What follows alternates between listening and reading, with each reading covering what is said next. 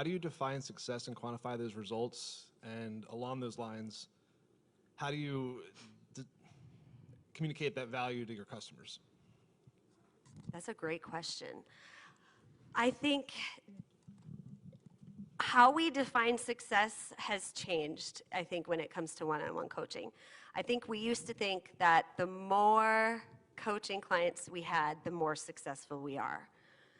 And that's not true, because you can have a ton of coaching clients, but if none of them are reaching their goals, you're not really successful. You just know how to get them there. Mm-hmm.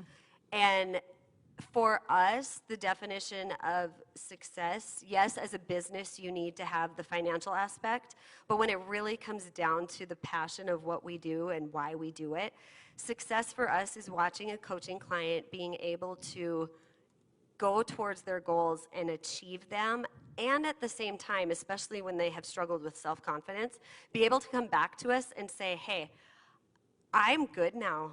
I don't need you to baby step me anymore. I'll be a part of the membership, but I don't need the one-on-one anymore. And if I do, I know where to find you.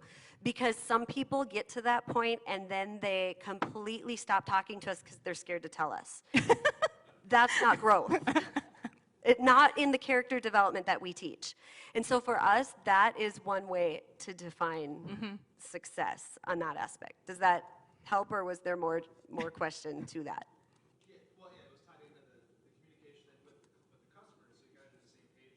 Mm-hmm. Yep.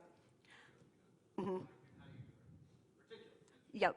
So when a client is coming for, honestly, the reason that we do the membership is kind of to qualify our one-on-one clients. If we have a client coming to us that we're pretty sure is probably not ready for coaching, and we do this a lot of different ways. There's a variety of surveys that they take before we get started. If they can't even articulate on what their goal probably should be, even if it changes as we keep talking through things, we do have the membership to kind of funnel people through to see, are they committed? Are they at least willing to do, 15 to 20 minutes of personal growth a week? It's also a great way for our people that have been doing one-on-one for a while and no longer need that kind of accountability to continue their own growth but not have the one-on-one. But I think over the last 6 years, you kind of just have a feel for the kind of client that is ready. And it's usually in the way that they answer some really specific questions on what they want to be doing, what they want to accomplish. And sometimes it's even, the kind of time that they want to spend.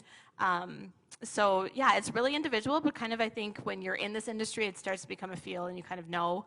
And thankfully now with this company, we have a couple of different options to give them if we feel like they're not quite right for one-on-one coaching yet too. And we don't want to see somebody just spend the money to be in coaching to get to the end of their 3 sessions or 5 sessions and they're stuck where they were at the beginning.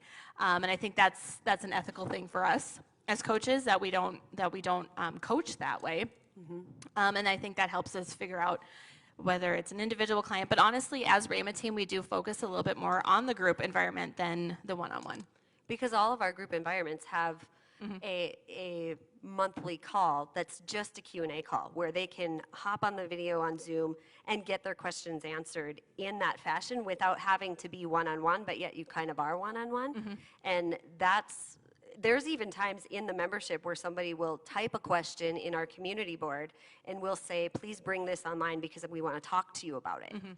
And that's just a deeper level of learning for everybody involved.